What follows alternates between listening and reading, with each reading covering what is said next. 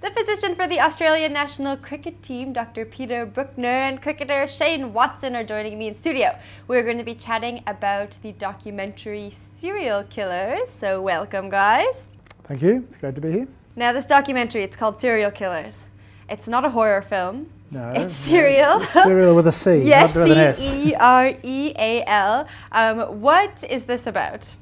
Well, this is, I guess, the actual documentary or the movie is the personal journey of one guy, Donald O'Neill, who was very concerned because his father had a heart attack, and he set out to find out why his father had a heart attack and what he could do to make sure he didn't have one.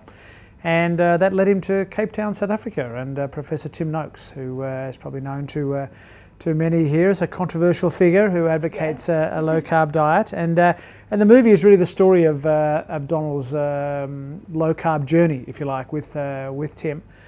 And the way we got involved was that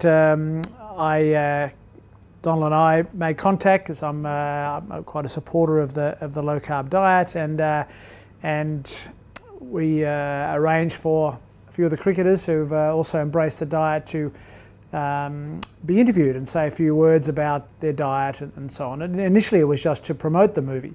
And so Donald and his crew came to London. We were playing in England last year, and Shane and myself and a couple of the others got interviewed. And after that he said, look, we like the interview so much we'd like to incorporate it in the movie. So we're now inadvertent movie stars. So so that's it's in the movie. So that's the story. It's quite a funny, quirky sort of movie, and good fun to watch. And yeah, it's very well done for someone who's never done a movie. I mean, Donald is an amazing guy, and has managed to produce and star in this movie, and done a remarkable job.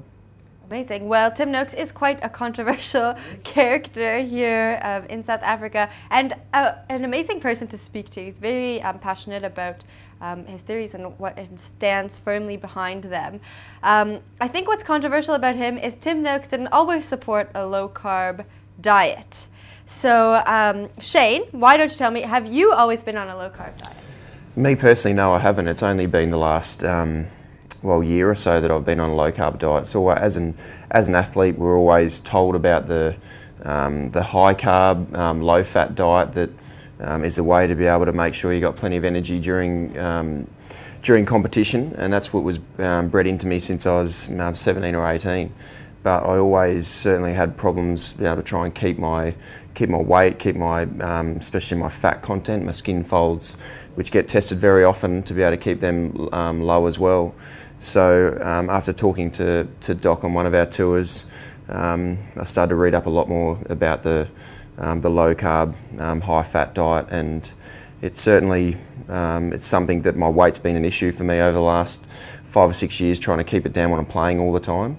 And this has certainly turned my life around to be able to know that if I'm selective with what I eat, which is, I don't have to be that careful with it because it's everything that I love anyway, it means that I'm able to actually maintain my weight much easier.